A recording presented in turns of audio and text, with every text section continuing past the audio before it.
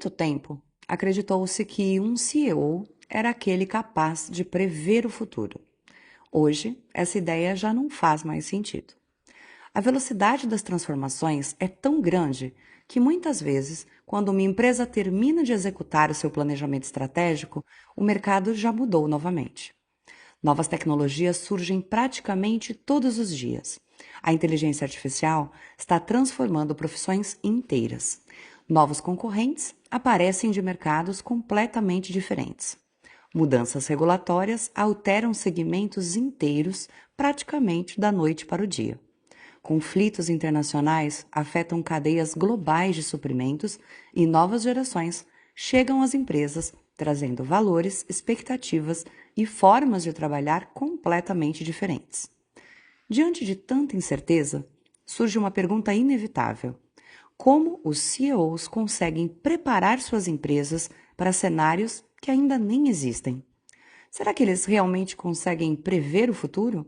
Ou será que desenvolveram outra competência muito mais importante? Eu sou Aline Signal, coordenadora e consultora da Wisdom Gestão Organizacional, e para conversar sobre esse tema, trago 2 profissionais que acompanham organizações, lideranças e processos de transformação há muitos anos, ajudando empresas a se prepararem para desafios cada vez mais complexos. Recebo hoje, com muito prazer, Leila Tamela, diretora da Unidade Rio de Janeiro, e Luiz Carlos Bueno, meu companheiro de todos os episódios, também diretor-geral e fundador da Wisdom. Leila, Luiz, sejam muito bem-vindos. Oi, Luiz. Oi, Aline. Nós estamos gravando em agosto, né? Em setembro, outubro, as empresas vão começar a se preparar para esse processo de pensar os próximos exercícios, né? Então, eu acho que é muito bem do timing, né? Que a gente está fazendo essa conversa. Vamos lá. Boa tarde, ouvintes. Boa tarde, Aline. Leila, é um prazer a gente estar junto novamente. Vamos em frente, Aline. Vamos lá. Leila, eu gostaria de começar pela pergunta mais importante desse episódio. Durante muito tempo, dizia-se que um bom líder precisava antecipar o futuro. Mas olhando para o mundo de hoje, isso ainda é verdade? Ou os CEOs já entenderam que a questão deixou de ser prever o futuro? Aline, eu diria que essa talvez seja uma das maiores mudanças de paradigma da gestão, principalmente do C-Level, nas últimas décadas. Durante muitos anos, acreditou-se que planejar significava prever. E aí, os cenários, às vezes quando você queria prever olhando para cenários do passado, isso te levava para lugares muito desconfortáveis. Era isso mesmo que a gente queria construir, né? Cenários desconfortáveis. Hoje, a gente está convivendo com transformações tecnológicas extremamente rápidas, mudanças econômicas frequentes, alterações regulatórias, novos modelos de negócio, crise geopolítica e mudanças climáticas e sociais, tudo ao mesmo tempo. Então, nesse contexto, a ideia de prever exatamente o futuro é uma bobagem, cá para nós.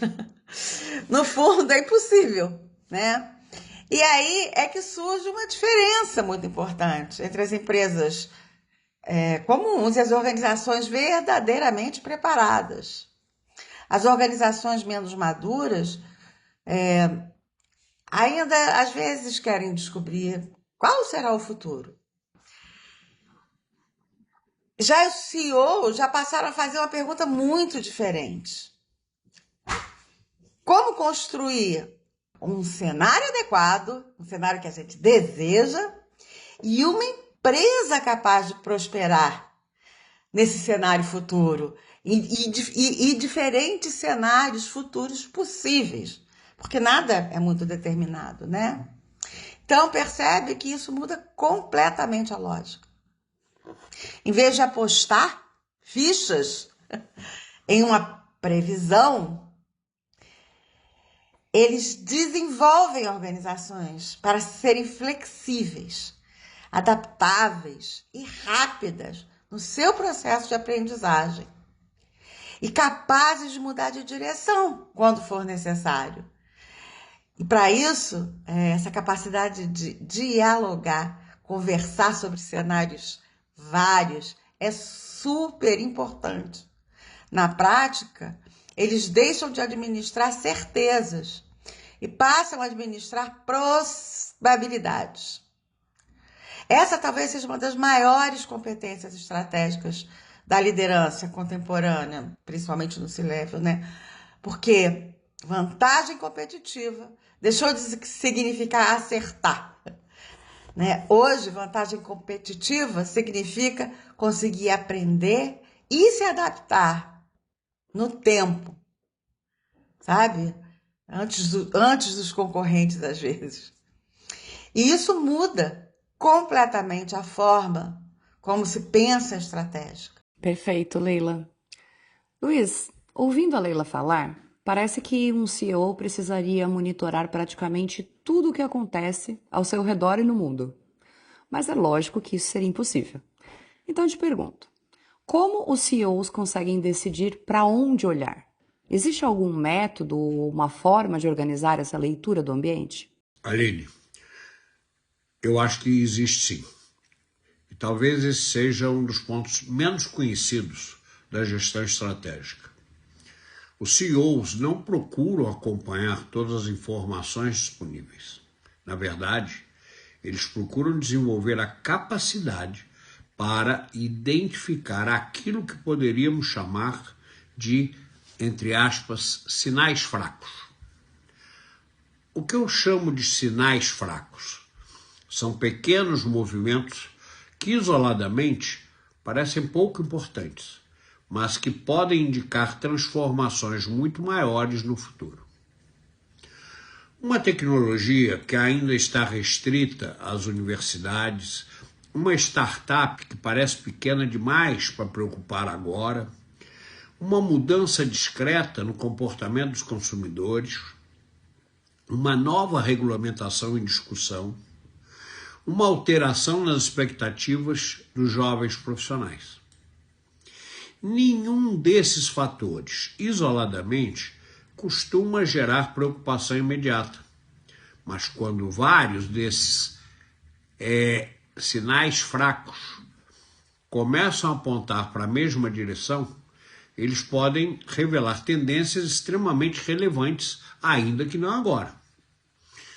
É exatamente por isso que grandes organizações investem tanto em inteligência de mercado, estudos de cenários, benchmarking, fazer benchmarking, participação em fóruns internacionais, relacionamento com universidades, sobretudo com as áreas de pesquisa das universidades, monitoração de startups ou de investidores anjos e centros de inovação.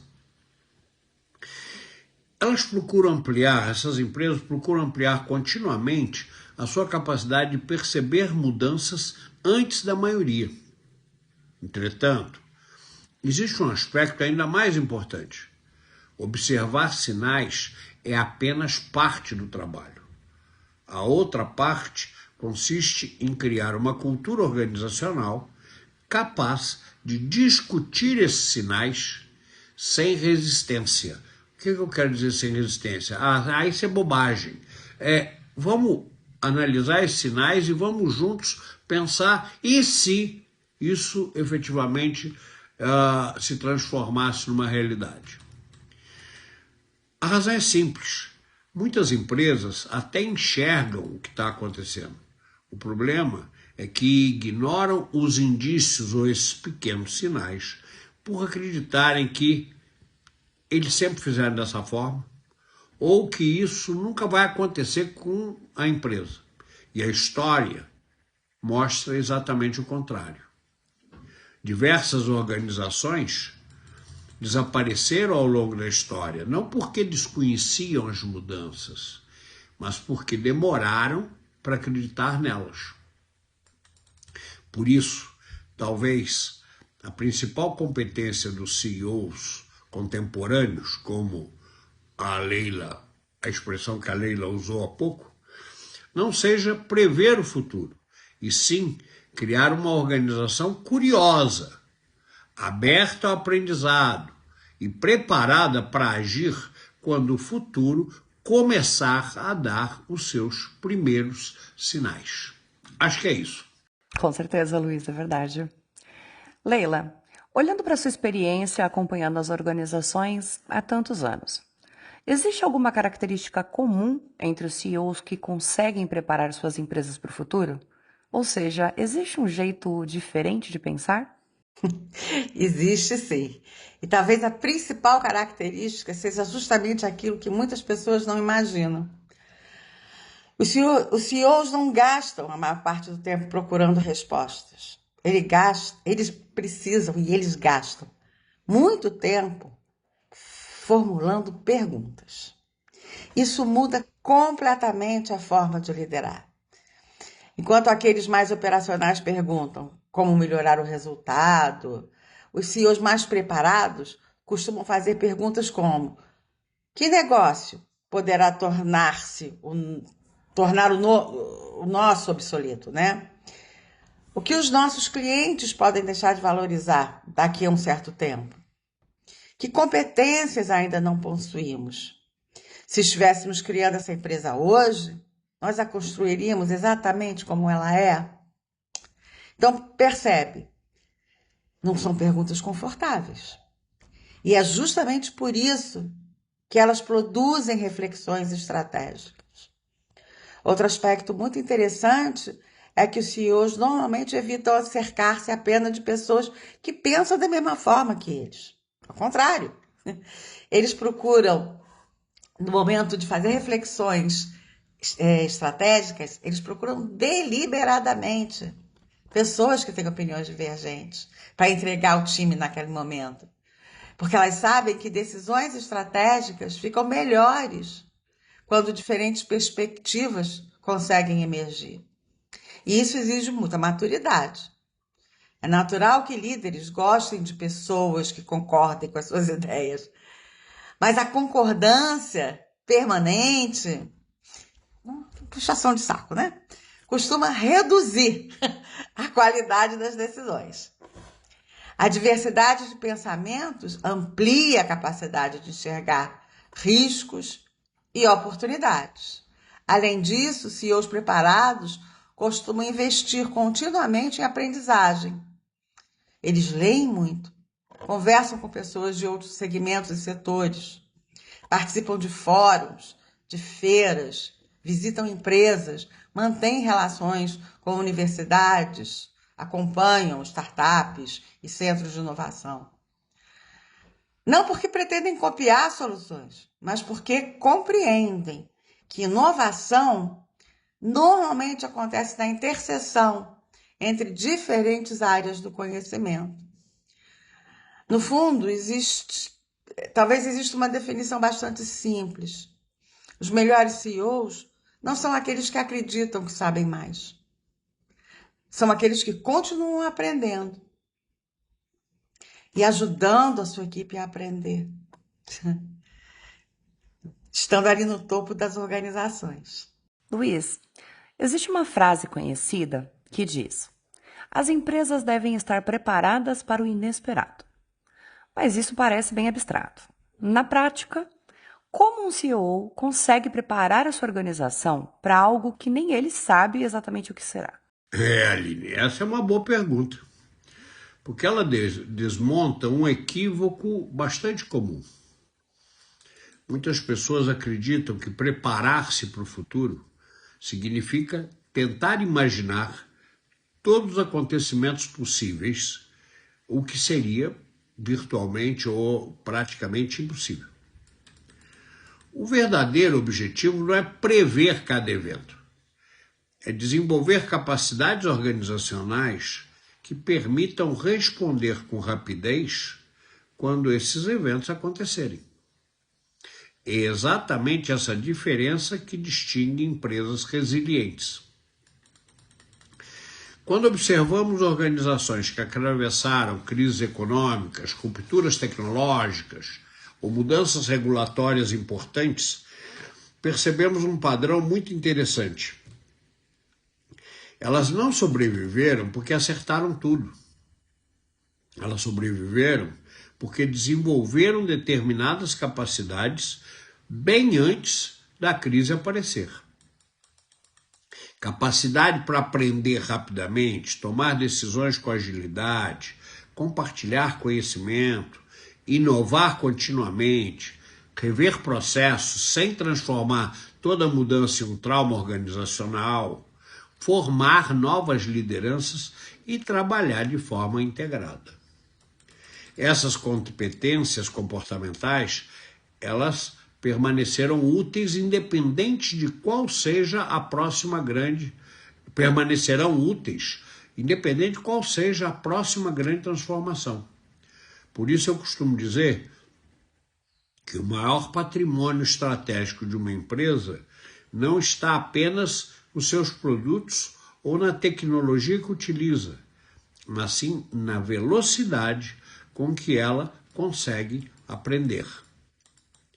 Hoje, vantagem competitiva, a Leila falou sobre isso há pouco, deixou de ser apenas eficiência operacional e cada vez mais ela está relacionada à velocidade de reação e de adaptação. E isso muda completamente a agenda dos CEOs. Eles deixam de administrar apenas recursos financeiros, processos ou indicadores. Eles também passam a administrar as capacidades organizacionais de suas empresas, porque são essas capacidades que permitirão à empresa continuar competitiva em cenários que hoje sequer conseguimos imaginar. Leila, quando falamos sobre o futuro, é impossível não falarmos da inteligência artificial. Mas eu tenho a impressão de que muitas empresas ainda enxergam a IA apenas como uma ferramenta para automatizar atividades. Os CEOs estão olhando para ela da mesma forma? Na verdade, Aline, eu acredito que esse seja um dos equívocos do momento. A gente estava conversando por isso, né? Sobre isso, que não é nem inteligência, nem artificial, mas a inteligência artificial, como todos falam hoje, certamente aumentará a produtividade, reduzirá custos e vai automatizar diversas atividades. Isso é verdade. Mas limitar a automação é enxergar apenas uma pequena parte da transformação. Os CEOs mais preparados não estão perguntando apenas como posso utilizar a IA para fazer o que eu faço de forma mais rápida. Eles estão fazendo perguntas bem mais profundas, do tipo, que parte do meu modelo de negócio pode deixar de existir? Que novos serviços podem surgir? Quais decisões poderão ser tomadas de maneira diferente? Como mudará a expectativa dos meus clientes?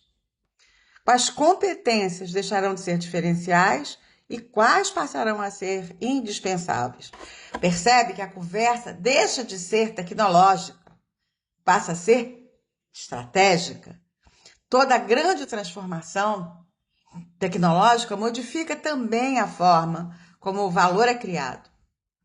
Foi assim com a internet, com os smartphones, com o comércio eletrônico e provavelmente veremos algo semelhante com a IA.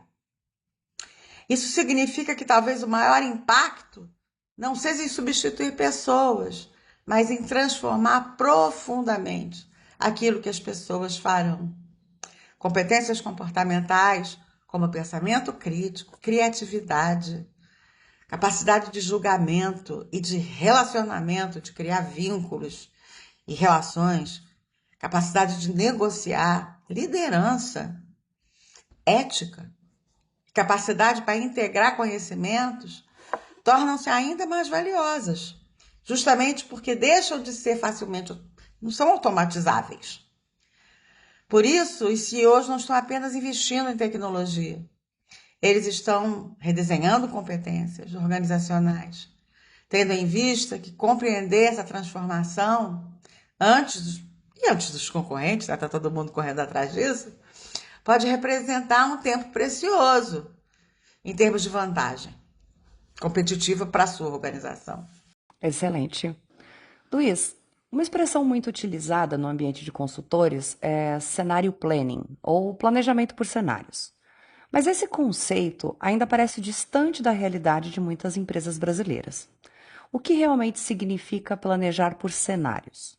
Esse talvez seja um dos instrumentos estratégicos mais interessantes da gestão moderna. E, ao mesmo tempo, um dos mais mal compreendidos. Muitas pessoas imaginam que planejamento estratégico consiste, como já dissemos antes nesse episódio, tentar descobrir exatamente o que vai acontecer daqui a 5 ou 10 anos. O planejamento por cenários parte de uma lógica bastante diferente. Primeiro, ele reconhece que ninguém conhece o futuro com precisão e, justamente por isso, procura preparar a organização para diferentes possibilidades em termos de cenário, em vez de apostar todas as fichas em um único deles, em um único cenário. Então, imagina a alta direção, os profissionais que não apenas os diretores, mas você deve envolver os gerentes, até para que isso desça e todo mundo se alinhe pondo o seu protagonismo, assumindo corresponsabilidade por aquilo, numa direção. E discutem, fazem um filtro dos possíveis cenários. Porque, óbvio, não dá para você fazer de todos os cenários imagináveis. Você filtra. Bom, e a partir disso, ele trabalha essas que foram pré-selecionadas e para elaborar o planejamento estratégico. Imagine uma empresa que está elaborando seu planejamento estratégico nos próximos anos. Em vez de considerar apenas um cenário de crescimento econômico, ela também discute o que fará caso a economia permaneça estagnada, isso é um segundo cenário, ou até frente a uma retração econômica. Da mesma forma que ela procura refletir sobre os impactos de uma mudança regulatória importante poderia gerar no negócio, sobre um avanço muito mais rápido vamos falar da inteligência artificial, mas de tecnologia, sobre a entrada de concorrentes internacionais. A gente tem escutado, eu e você participamos de algumas reuniões ultimamente, em que a competitividade das empresas estava sendo, de certa forma, ameaçada pela entrada de concorrentes internacionais. Ou até sobre uma possível escassez, seja de matérias-primas críticas, que obviamente vão afetar as cadeias de suprimento internacionais, seja de profissionais qualificados. O que tem que ficar claro é o seguinte: definido quais são os cenários que a gente vai trabalhar junto, o objetivo não é descobrir qual desses cenários realmente acontecerá, mas compreender como cada um deles poderia afetar o negócio, bem como quais capacidades a organização precisaria desenvolver para responder com celeridade.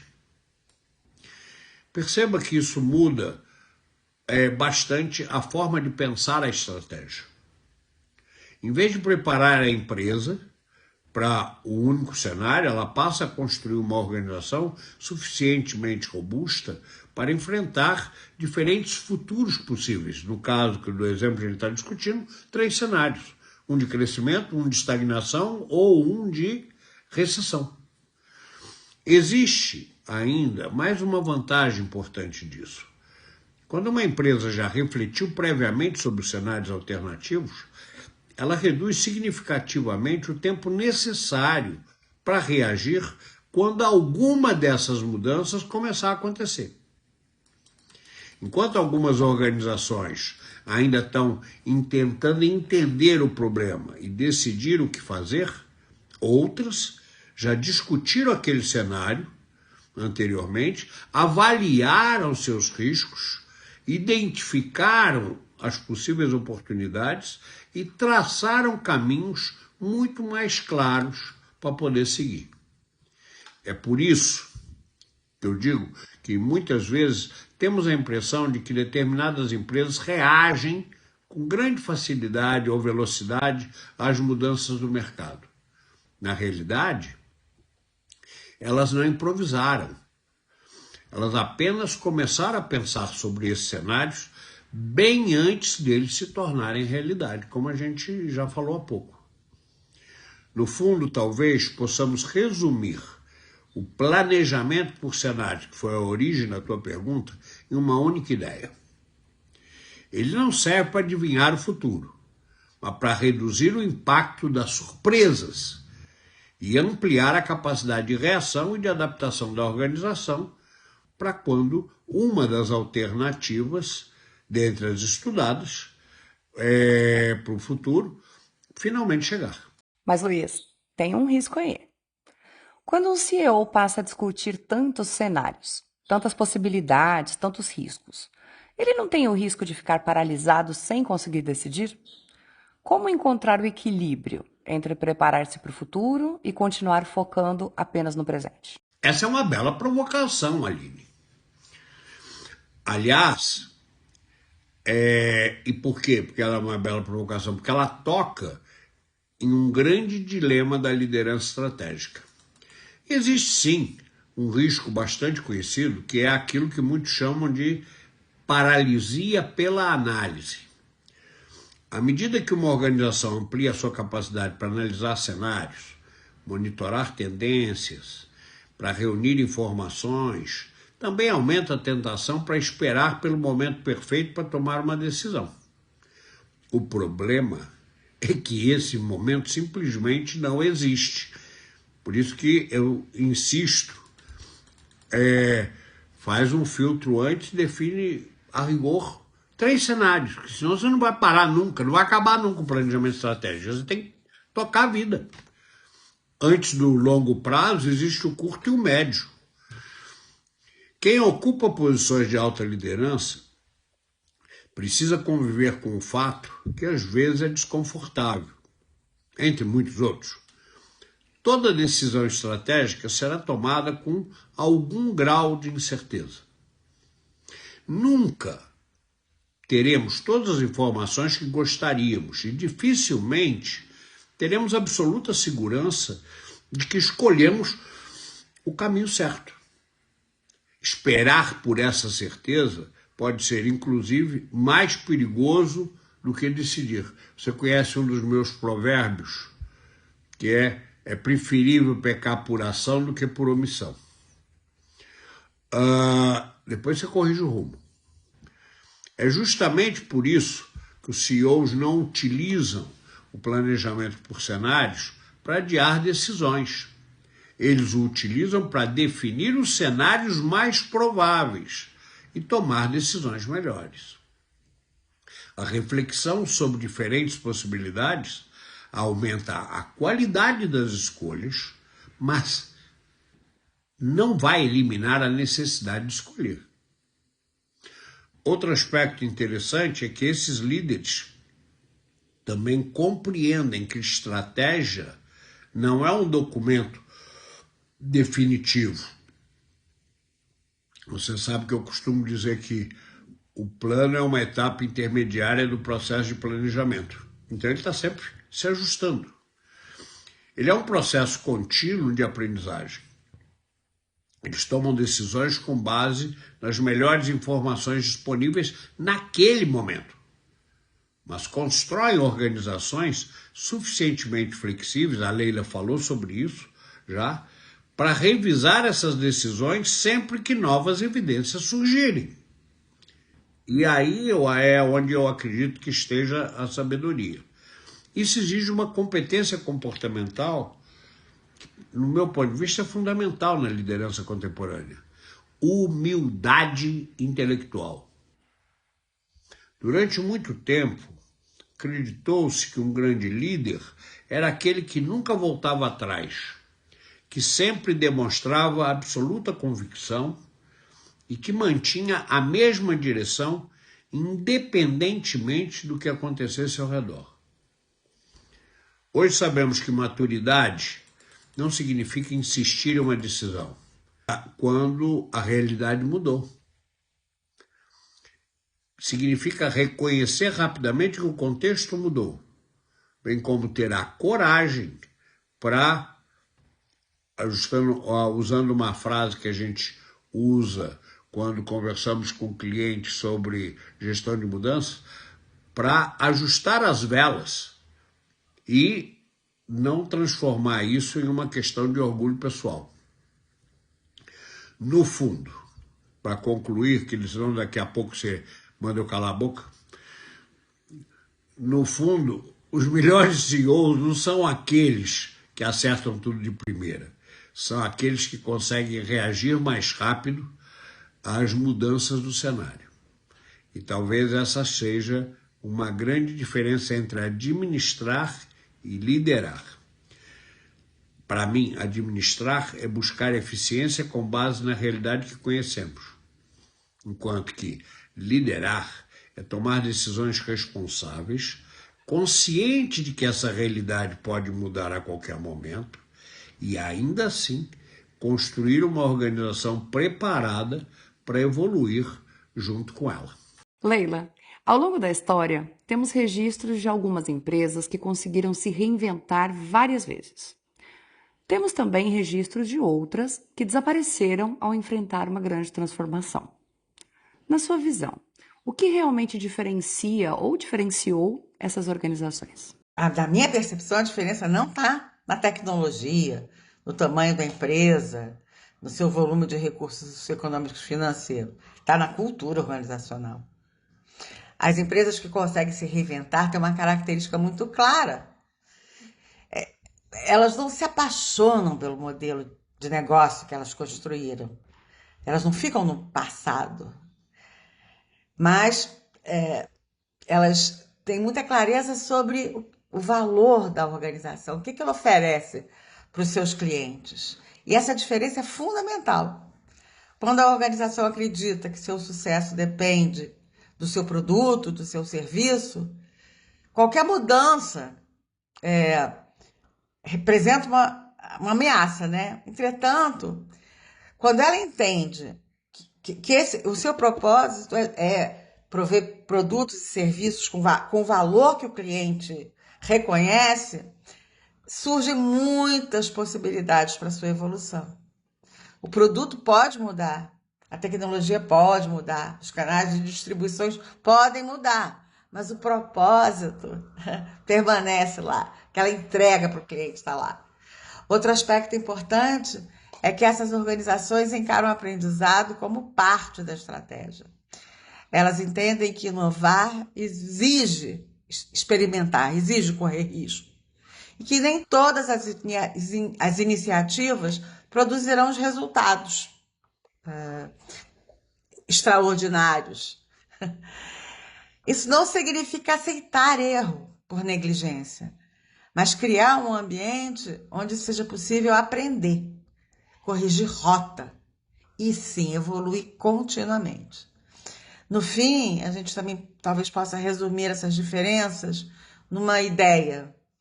As empresas que permanecem relevantes não são aquelas que tentam preservar o passado a qualquer custo, mas aquelas que têm coragem de transformar antes que o mercado as obrigue. Essa é provavelmente uma das decisões mais difíceis e mais importantes que um CEO precisa tomar. Com certeza, Leila. Luiz, para encerrarmos a nossa conversa de hoje, gostaria que você deixasse uma única reflexão para os CEOs, diretores e líderes que nos acompanharam nesse episódio. Qual seria? O que realmente diferencia as organizações que continuarão relevantes nos próximos 10 ou 20 anos? Aline, eu acredito que a maior transformação que estamos vivendo não é tecnológica, ela é mental. Durante décadas, aprendemos que administrar significava planejar, princípios fundamentais de gerência. Planejar, delegar, controlar, reduzir incertezas e sempre buscar previsibilidade. Só que o mundo mudou. Hoje, processos, eficiência e disciplina continuam sendo fundamentais, mas já não bastam para garantir a competitividade. O verdadeiro diferencial passou a ser a capacidade para aprender continuamente e se adaptar com rapidez. As organizações que permanecem relevantes não são aquelas que acertam todas as previsões. São aquelas que identificam mudanças antes das demais, que escutam seus clientes, que desenvolvem as suas equipes e que revisam as suas estratégias sempre que o contexto exige, sem transformar, como já disse antes, cada mudança numa crise. Elas entendem que a inovação não começa com a tecnologia, mas com a disposição das lideranças para questionar as próprias certezas e reconhecer que as respostas que levaram ao sucesso no passado talvez já não sejam suficientes para o futuro. Quando essa postura é introjetada pela cultura, toda a organização evolui. As pessoas passam a enxergar oportunidades onde antes viam apenas dificuldades a serem superadas. Elas compartilham mais conhecimento, elas aprendem com maior velocidade e experimentam novas soluções com mais responsabilidade. E é justamente essa capacidade de aprender continuamente que vai permitir à empresa se preparar para enfrentar qualquer cenário. Óbvio que, preferentemente, aqueles que eu tenha me preparado melhor e que eu tenha discutido em profundidade, que seja resultado daquela seleção inicial no processo de planejamento estratégico. Talvez essa seja uma parte importante da missão dos líderes de hoje. Mais do que tentar prever todas as mudanças, eles precisam construir organizações capazes de evoluir constantemente. Porque, no fim das contas, o futuro nunca pertenceu a quem acreditava ter todas as respostas. Ele sempre pertenceu àqueles que, com humildade, continuaram fazendo as perguntas certas e aprendendo mais rápido do que a velocidade de transformação do mundo. Nossa, que conversa boa! Bom, ao longo desse episódio, percebemos que talvez a pergunta mais importante não seja como prever o futuro, mas sim como construir uma organização preparada para aprender e reagir quando o futuro chegar. Se você gostou desse episódio, compartilhe com os outros líderes, executivos e profissionais do DHO. Muito obrigada pela companhia. Obrigada, Leila. Obrigada, Luiz. Nos encontramos no próximo Papo de DHO, quando vamos falar sobre o tema O Poder Invisível da Cultura Organizacional, que é o 6º episódio da série Anatomia das Organizações. Até breve.